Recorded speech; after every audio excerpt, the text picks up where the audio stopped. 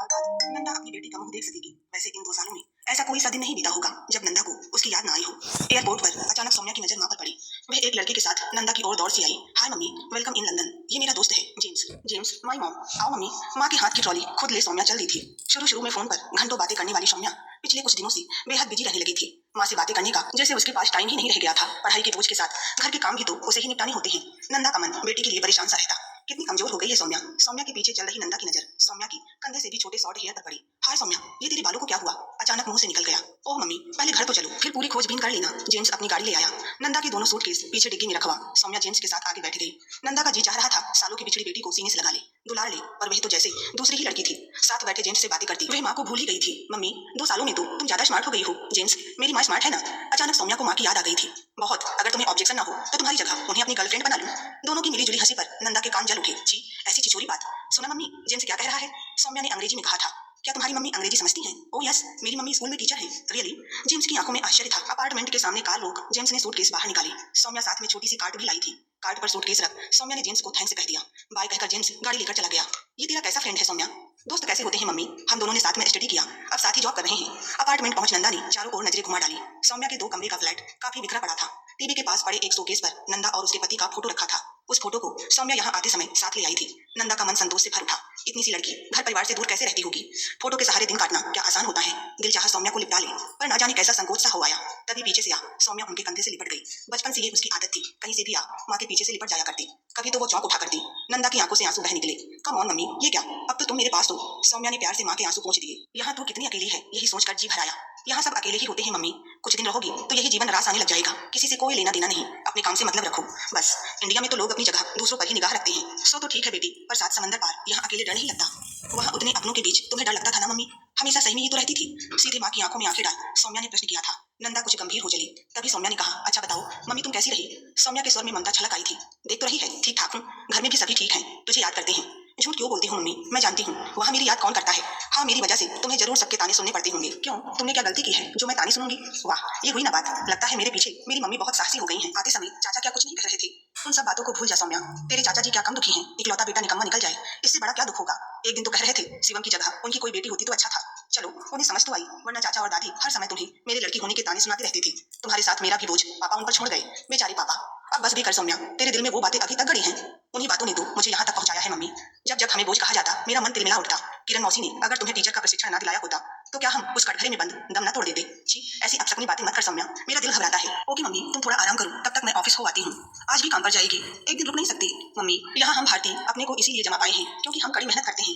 Fridge में ढेर सारे जूस हैं, जब जी चाहे ले लेना। और हाँ, टेबल पर भारतीय दुकान की कुछ नमकीन और मिठाइयाँ हैं। जानती हूँ तुम्हें कभी भूख तो लगती नहीं, पर तुम यहाँ भूखी रही तो मैं परेशानी में पड़ जाऊंगी। प्यार से माँ की पेट थपथपा सौम्या चली गई। सौम्या के जाने के बाद पलंग पर लेटी नंदा के सामने पिछले 15 वर्ष सजीव हो उठे। ब्राह्मण परिवार में जन्मे राकेश ने पड़ोस में रहने वाली नंदा से जब अपनी शादी की बात कही तो पूरे घर में तूफान सा आ गया। न सिर्फ आर्थिक दृष्टि से, जाति में भी नंदा का परिवार पिछड़ा हुआ था। राकेश की कॉलेज में नई जॉब लगी थी। विद्यार्थी जीवन में सभाओं में जाति बंधन, आर्थिक असमानता को उसने हमेशा देश के लिए अभिशाप माना। नंदा के निश्चल मासूम सुंदरता में उसे अपने संकल्प पूरे होते दिखाई दिए। अम्मा बाबूजी की इच्छा के खिलाफ उसने मंदिर में जाकर नंदा से विवाह कर लिया। नंदा ने ही जिद करके राकेश को अम्मा बाबूजी से आशीर्वाद लेने उनके सामने ला खड़ा किया। बाबूजी ने क्रोध में पांव पीछे खींच लिए। आशीर्वाद की जगह अपशब्द कहे थे। अम्मा ने ऐसे बेटे की जगह बिना बेटे के रहने में सौभाग्य माना। अम्मा की वो बात कितनी जल्दी सच हो गई। शादी के 1 वर्ष बाद सौम्या का जन्म हुआ। राकेश की अम्मा जी ने बेटी शब्द सुनते ही मुंह बिचका लिया था। दूसरे वर्ष ही राकेश की बस दुर्घटना में मृत्यु हो गई थी। नंदा की तो दुनिया ही उजड़ गई।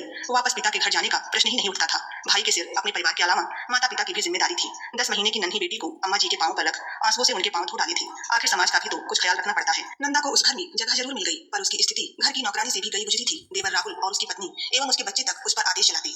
बचपन से सौम्या ने माँ को सबका अपमान तिरस्कार झेलते देखा। बचपन में वो समझ नहीं पाती। दादी और बच्चों को दूध मिठाई देती, पर उसे क्यों रूखी रोटी थमा दी जाती। एक बार गुस्से में उसने दादी को दांतों से काट लिया था। तब उस नन्ही बच्ची की जिस बेरहमी से पिटाई की गई कि मोहल्ले वाले भी हाय हाय कर उठे।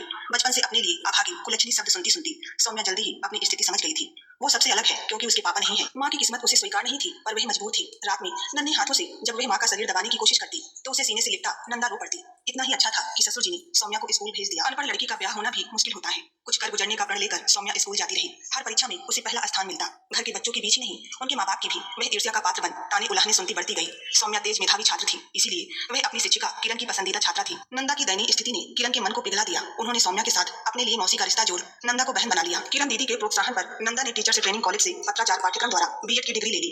परीक्षा के रिजल्ट पर घर में काफी हो हल्ला मचा था। अम्मा जी तो चौंक गई, अरे ये तो बड़ी छुपी रुस्तम निकली, जाने अब क्या गुल खिलाए भगवान जाने। अम्मा जी अब संभल के रहिए, भाई साहब की जगह यही हिस्सेदार बनेगी। देवरानी रमा की जलन उसके शब्दों में बज उठी थी। नंदा की जॉब की बात को लेकर सभी नाराज हो उठे। देवर राहुल दहाड़ा था, हमारी बिरादरी की औरतें बाहर जाकर पैसा कमाएं, ये तो हमारे लिए मर मिटने वाली बात हुई। भाभी ने घर से बाहर पाँव निकाला तो इस घर में उनके लिए जगह नहीं है। माँ के लिए इस घर में जगह थी ही कब चाचा। 11वीं कक्षा में पढ़ रही सौम्या के उस उत्तर पर राहुल का खून खौल उठा था। सौम्या को थप्पड़ मारने के लिए उके हाथ खुद सौम्या ने पकड़कर रोक दिया था। पूरा घर हैरान वो दृश्य देखता रह गया। गुस्से में पागल हो रहे राहुल ने फैसला कर लिया कि अब उस घर में वो एक पल भी नहीं रुक सकते। नंदा ने हाथ जोड़ सौम्या की ओर से क्षमा भी मांगी थी। उसे माफ कर दीजिए देवर जी, आगे कभी ऐसी गलती नहीं होगी। मैंने कोई गलती नहीं की है माँ, मेरे लिए तुम्हें किसी के सामने झुकने की जरूरत नहीं। तेजी से अपनी बात कह सौम्या बाहर चली गई। दूसरे दिन किरण दीदी ने नंदा के ससुर को अकेले में ना जाने क्या समझाया कि नंदा को स्कूल में नौकरी करने की अनुमति मिल गई थी। पहले दिन स्कूल से वापस लौटी नंदा को सौम्या ने बच्चे की तरह अपने सीने से लगा लिया। आज से तुम्हारी आजादी की राह खुल गई है मम्मी, बधाई हो। 12वीं के बाद सौम्या को आईआईटी में जब एडमिशन मिला तो राहुल और रमा ने मातम सा मना डाला। सबका लाडला शिवम 10वीं कक्षा भी पास नहीं कर सका था। इंजीनियरिंग के बाद जब सौम्या को लंदन जाने का भूत सवार हुआ तो नंदा भी डर गई थी। अनब्याही लड़की को 7 समंदर पार भेजने की हिम्मत नहीं हो रही थी, पर सौम्या थी कि शादी के नाम से चिढ़ जाती। किरण दीदी ने नंदा को फिर समझाया, उसका अपना भविष्य है नंदा, उसे जाने दो, विवाह के बाद भी क्या मिल पाता है। सौम्या ने एक पैसा भी अपने हवाई जहाज के टिकट पर खर्च नहीं होने दिया। अपनी स्कॉलरशिप और ट्यूशन के पैसों को जोड़ उसने अपनी लंदन के सफर की पूरी तैयारी कर ली। सौम्या को विदा करती नंदा टूट गई थी। तब सौम्या ने दिलासा दिया था, तुम हमेशा अपने को असहाय लाचार समझती रही माँ, आज से तुम कभी किसी के आगे सिर नहीं झुकाओगी। मैं जल्दी ही तुम्हें यहाँ से ले जाऊंगी, हमेशा याद रखो तुम किसी पर डिपेंड नहीं हो मम्मी। तब से आज तक 2 वर्ष कैसे बीते नंदा ही जानती है। अपार्टमेंट का दरवाजा खोल सौम्या अंदर आ गई। हाय मम्मी, सो पाई या पुरानी यादों में जागती रही। सौम्या के प्रफुल्लित चेहरे को देख नंदा मुस्कुरा उठी थी। ये क्या, अब तक तुमने कुछ नहीं खाया? टेबल पर सब खाने का सामान ज्यों का त्यों पड़ा देख सौम्या नाराज हो उठी। अब तू आ गई, मेरा पेट भर गया। ओ नो मम्मी, यहाँ कोरी भावता से पेट नहीं भरा जा सकता। One has to be practical. तुम वहाँ सबके नाच नखरे उठाती थी, यहाँ किसी के पास किसी के लिए समय नहीं। अगर खुद अपने को ना देखो तो गए काम से। मेरे लिए भी तेरे पास समय नहीं है सौम्या। शायद है भी शायद नहीं भी, मतलब यहाँ रहोगी तो खुद समझ जाओगी माँ। अच्छा अब जल्दी से तैयार हो जाओ, डिनर पर जेम्स आ रहा है। क्या साड़ी बदल लूं सौम्या? अरे नहीं मम्मी, बस जरा बाल ठीक कर लो ताकि मेरी मम्मी लगो, जगतपुर की नंदा नहीं। आखिर बात कहते सौम्या की आवाज नम हो गई। तू कभी जगतपुर नहीं भूल पाएगी सौम्या। तभी दरवाजे पर किसी ने दस्तक दी। दरवाजा खोल जेम्स के हाय का नंदा को कोई जवाब ही नहीं सूझा था। बस अपने में और सिमर सी गई थी वह। Oh James, you are too early. वापस चला जाऊं? तो जेम्स मुस्कुरा रहा था। नहीं, अब आ गए हो तो कुछ मदद ही कर दो, टेबल का खाना गर्म करना है। जेम्स को डोंगे उठाते देख नंदा आगे आ गई थी। लाओ खाना मैं गर्म कर देती हूँ। मम्मी आज तुम आराम कर लो, वैसे रोज खाना गर्म करना जेम्स का काम है। नंदा हैरानी में थी। सौम्या 7:30 बजे काम से लौटी और 8 बजे डिनर लेना है। वहाँ तो सबको खाते खिलाते रोज रात के 11 बजती थी। लाख समझाने पर भी सौम्या ने कभी माँ के बिना खाना नहीं खाया। उसे डर रहता अगर उसने खाना खा लिया तो माँ भूखी ही सो जाएगी। जिद करके वह माँ को 1 आध रोटी ज्यादा ही खिला देती। नौकरी करने के बाद उसके पैसों से एक महरी रख ली गई थी। सुबह की रोटियां भी नंदा की जगह वही महरी सेक कर जाया करती थी। इस सुविधा के लिए भी सौम्या ही जिम्मेवार थी। नंदा की तो कुछ नया करने की हिम्मत ही नहीं थी, पर सौम्या अपने दादाजी से कह आई थी, माँ को उतनी सुविधा का अधिकार है और ये अधिकार उन्हें ही दिलाना होगा। सौम्या के परीक्षा के रिजल्ट पर घर में उसके एक दादाजी ही थे जो उसकी पीठ ठोकते। स्वर्गीय बेटे राकेश भी हमेशा परीक्षाओं में प्रथम आते रहे। अपने आखिरी समय में उन्हें सौम्या के प्रति अन्याय का बोध हो आया था। जायदाद में से कुछ हिस्सा सौम्या को भी देने की बात पर राहुल ने मुंह फुला लिया। तब सौम्या ने ही दादाजी को समझाया था, आप मेरे लिए परेशान ना हो, धन संपत्ति मेरे लिए कोई मायने नहीं रखता। मुझे विश्वास है मेरे लिए कुछ भी अप्राप्य नहीं होगा। आओ मम्मी, डिनर इज रेडी। इतनी जल्दी डिनर लेने की मेरी आदत कहाँ है सौम्या? ओह मम्मी, सबसे पहले तो तुम्हें यहाँ जगतपुर की आदतें ही बदलनी है। सुबह 7 बजे ऑफिस जाना होता है, सिर्फ वीकेंड्स में ही रात को देर से सोया जाता है। बाकी दिन जल्दी ना सोई तो काम पर ही सो जाएंगे। खाना खाते समय जेम्स ने टीवी पर कोई प्रोग्राम लगा लिया। इस प्रोग्राम में एक 15 साल की लड़की अपने आंतरिक संबंधों के बारे में खुलकर इंटरव्यू दे रही थी। उस प्रोग्राम को देखकर नंदा के मुंह का स्वाद कड़वा हो गया। वे तृष्णा की लहर पूरे शरीर में व्याप्त हो गई। जेम्स का ध्यान टीवी पर था। उसने धीमे से सौम्या से कुछ कहा। दोनों के चेहरों पर मुस्कान थी। सौम्या ने जेम्स से कोई और चैनल लगाने को कहे। माँ पर नजर डाली। नंदा के चेहरे पर वह पूरी कहानी पढ़ गई।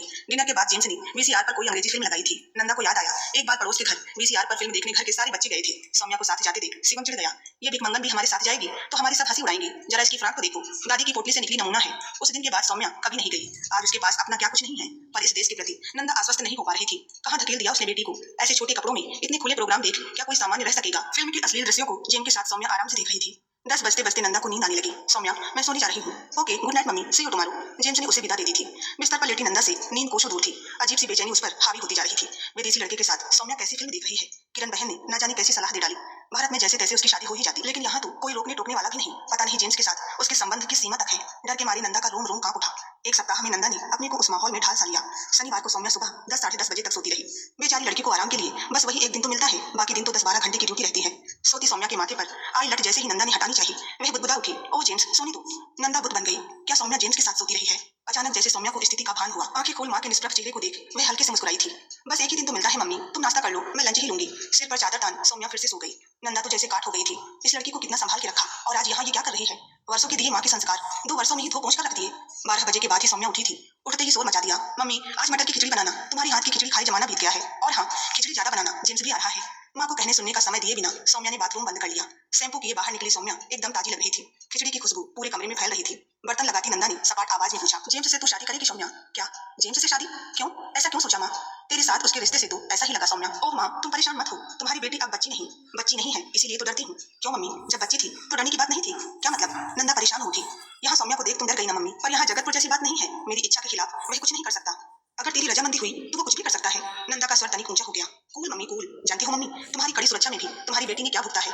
जानती हूँ तूने बहुत तकलीफ उठाई है, पर वो मेरी मजबूरी थी बेटी। तुम कुछ नहीं जानती मम्मी, तुम्हारी बेटी ने क्या क्या कष्ट झेले हैं। क्या बात है सौम्या, साफ साफ क्यों नहीं कहती? नंदा डर सी गई। साफ साफ सुनना चाहती हो तो जान लो, 12 साल की उम्र में चचेरे भाई शिवम ने मुझसे जबरदस्ती की थी। डराया था कि अगर तुम्हें कुछ भी बताया तो तुम मार दी जाओगी। मैं तुम्हें खो नहीं सकती थी मम्मी। आक्रोश अपमान से सौम्या का गला भर आया। नंदा फटी फटी आंखों से ताकती रह गई। अपना सगा चचेरा भाई बहन के साथ, काश धरती फट जाती, अपनी नंगी बेटी की रक्षा न कर सकी। मम्मी तुम ठीक तो हो ना?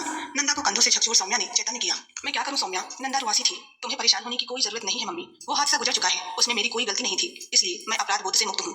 इस देश में ऐसा अपराध करने वालों के प्रति घृणा रखी जाती है। जिसके साथ गलत हुआ वो सबकी सहानुभूति पाती है, पर मैं इस बात को कैसे स्वीकार करूंगी उसने तेरे साथ? नंदा की आंखें छलछला आई। मम्मी तुम स्वीकार करो या नहीं, मैंने सच बताकर वर्षों के बोझ को सीने से उतार दिया है। सच मानो मम्मी, मैं तुमसे भी मुंह चुराती थी। 12-13 साल की बच्ची को दादी ने बेरहमी से झकझोर थप्पड़ मारी थी। उतना गंदा काम करने के बाद मुझे जमीन में गड़कर मर जाना चाहिए। हाँ यही कहा था दादी ने। मैं इतना डर गई, इतना रोई, पर तुमसे कुछ न कह सकी। मेरी वो कुंठा यहाँ आकर दूर हो सकी मम्मी, वरना मैं हमेशा अपने को अपवित्र मानती रही। इसीलिए तो शादी के नाम से। हाँ मम्मी, मुझे मर्द जाति से नफरत हो गई। हम कहते हैं हमारे देश की संस्कृति पूज्य है, पर लड़कियों के लिए वहाँ क्या समानता मिल सकी है? जबरदस्ती करने के बाद कोई लड़की मुंह खोलने की हिम्मत कर सकती है? दूसरों की तो बात ही छोड़ो, खुद उसके अपने ही उसे दोषी की नजर से देख उसका जीना हराम कर देते हैं। हाय मेरी बेटी, तूने इतना सहा और मुझे खबर भी नहीं। खबर हो भी जाती तो क्या फर्क पड़ता मम्मी? यही ना कि तब तुम भी मेरे साथ अपराधी की तरह जीती। तू यहाँ खुश है सौम्या? खुशी नाखुशी मन की चीज है मम्मी। अब मैं आत्मनिर्भर हूँ, अच्छी कंपनी में जॉब करती हूँ। अब भी तू शादी की नहीं सोचती सौम्या? जिस दिन सोच लिया कर डालूंगी। अब मैं समझदार हूँ, जान परख कर ये निर्णय लूंगी। ये लो जेम्स आ गया। बातों में मेरी आज की लॉन्ड्री तो हो गई। जेम्स को खिचड़ी की रेसिपी देती नंदा संकोच में थी। वह विदेशी लड़का उस देसी खिचड़ी को मन से खा रहा है। नंदा का मन रक्त हो गया। इतने दिनों से वह जेम्स को देखती आ रही है। उसके आत्मविश्वासपूर्ण व्यक्तित्व में सौजन्यता का समावेश था। नंदा उन दोनों के साथ कई पिकनिक स्पॉट्स, मंदिर घुमाई थी। जेम्स के व्यवहार में कभी अनुशासनहीनता नहीं दिखी। अब तो वह हाथ जोड़कर उसे नमस्ते करता। आप अच्छी तो है मम्मी कहकर हाल चाल पूछता। फिर भी उसे दामाद रूप में नंदा स्वीकार नहीं कर पा रही थी। पता नहीं सौम्या के मन में क्या था। शनिवार की रात माँ से लिपट कर लेटी सौम्या को माँ पर बड़ा दुलार आ रहा था। माँ का माथा सहलाती सौम्या बातें किए जा रही थी। रविवार के दिन उठने की कोई जल्दी नहीं होती। सच कहो मम्मी, पापा के चले जाने के बाद तुम्हारे मन में फिर शादी की इच्छा नहीं हुई? छी, क्या बकवास करती है, ऐसी बात सुनना भी पाप है। क्यों माँ? बेटा पति भगवान होता है, वही उसका सर्वस्व है। उसके बाद औरत का जीवन बस उसके स्मरण पूजन में ही बीतता है। फिर शादी की जरूरत ही क्या है? किसी को भी भगवान मान लो और जीवन भर उसका स्मरण पूजन करती रहो। सब स्त्रियां मीरा नहीं बन सकती बेटा। हाँ अब हुई ना ये बात। हर स्त्री के मन में स्वाभाविक आकांक्षाएं होती हैं, पर पति की मृत्यु के बाद उसे पहले जबरन सती बना दिया जाता था। आज भी पति परमेश्वर के नाम पर उसे तपस्विनी बना देते हैं। पाखंड। तुझसे बात करके डर लगता है सौम्या, न जाने किस दुनिया की बातें करती है। डरो नहीं मम्मी, इस देश की बहुत आलोचना की जाती है। यहाँ की अनुशासनहीनता की दुहाई दी जाती है, पर यहाँ औरत अपने औरत होने की सजा तो नहीं भुगतती। औरत होना सजा है? हाँ मम्मी, इतना झेल कर भी तुम अपनी सजा स्वीकार नहीं कर पाती। 24 वर्ष की उम्र से तुम ये सजा भोग रही हो। तन मन पर अंकुश लगाई, एक हमेशा के लिए चले गए नाम की माला जपना, क्या उम्र कैद की सजा नहीं? तुमने अगर फिर शादी कर ली होती तो आज यूं अकेली न छूट जाती। तुम्हारा दुख दर्द तुम्हारी सौम्या नहीं बांट पाएगी माँ। कल को उसका अपना परिवार होगा, फिर क्या तुम वो अकेलापन झेल पाओगी? बस कर सौम्या, बस कर। यही पाप कथा सुनाने के लिए यहाँ बुलाया था? नहीं माँ, तुम्हें जीवन के सच से परिचित कराना चाहती थी। जानती हो, तुमसे बड़ी उम्र की औरतें भी यहाँ कोई न कोई साथी खोज लेती हैं, शारीरिक प्यास बुझाने के लिए नहीं, सुख दुख का साथ पाने के लिए। तेरे इस देश में रोज शादी रोज तलाक होते हैं। तुझे यहाँ भेजना ही मेरी गलती थी। तेरी बुद्धि भ्रष्ट हो गई है सौम्या। नंदा उत्तेजित हो उठी। माफ करना मम्मी, तुम्हारी युगों की धारणाएं बदलने की मेरी कोशिश बेकार है। अब सो जाओ। अपनी बात खत्म कर सौम्या सो गई, पर नंदा की आंखों में अतीत जी उठा। राकेश की मृत्यु के बाद उसके सहकर्मी विकास की नंदा के साथ ज्यादा ही सहानुभूति थी। नंदा से कुछ कहने का साहस विकास भले ही न कर सका हो, पर उसके पिता के सामने उसने अपना प्रस्ताव रखा था। नंदा के साथ बेटी सौम्या को शहर से अपनाने की बात भी कही थी। पिता सोच में पड़ गए। माँ और भाई के साथ नंदा ने भी उस प्रस्ताव को पूर्णतः नकार दिया। घर के सभी लोग पुराने ख्यालों के थे, पर पिता आर्य समाजी विचारों के थे। उन्होंने माँ को समझाना चाहा।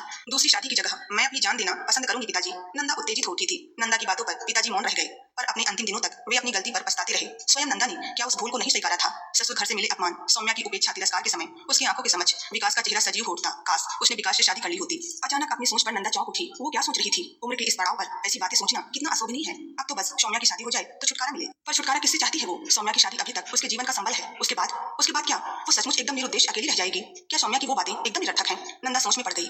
सुबह सौम्या जल्दी उठकर तैयार हो गई। माँ देखो, आपसे मिलने कोई बहुत दूर से आया है। नंदा बाहर निकल कर आई तो सामने विकास जी को देख विस्मित हो उठी। सौम्या ने बताया कि विकास अंकल के 3 बच्चे हैं जो सेटल हो चुके हैं। उनकी पत्नी का कुछ दिनों पहले देहांत हो चुका है। अगले दिन नंदा और विकास रजिस्ट्रार ऑफिस के सामने दूल्हा दुल्हन बने खड़े थे। सौम्या अपनी माँ को सारी खुशियां देकर फूली नहीं समा रही थी। तो बस आज की कहानी में इतना ही।